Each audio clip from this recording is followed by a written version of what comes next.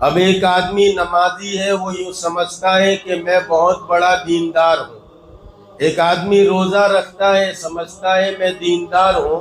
یہ تو دین کے اجزاء اور حصے ہیں۔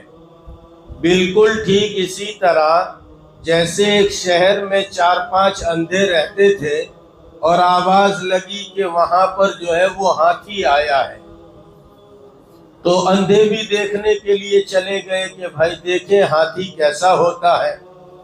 تو کسی عقل مند نے ایک اندھے کو آگے بڑھایا اور اس کو جو ہے وہ اس کی پیٹھ پر ہاتھ رکھوا دیا، کہا اس نے جو ہے ہاتھی کو دیکھ لیا۔ کسی نے ایک کو آگے بڑھایا اور اس کا ہاتھ اٹھا کر اونٹ کی جو ہے وہ ہاتھی کی سونڈ پر پھیر دیا، اس نے ہاتھی کو دیکھ لیا۔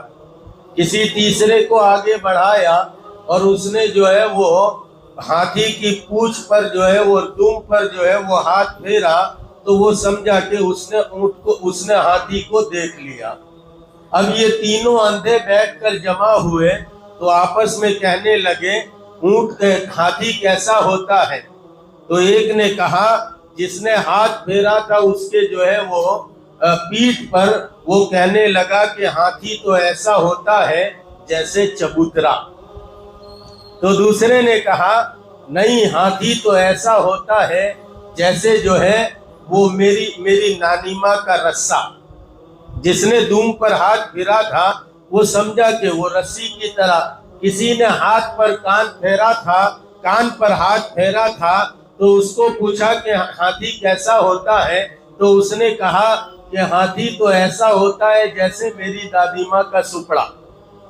تو ہر ایک نے ہاتھی کو دیکھا ہے، لیکن ہر ایک نے ہاتھی کے اجزاء کو دیکھا ہے۔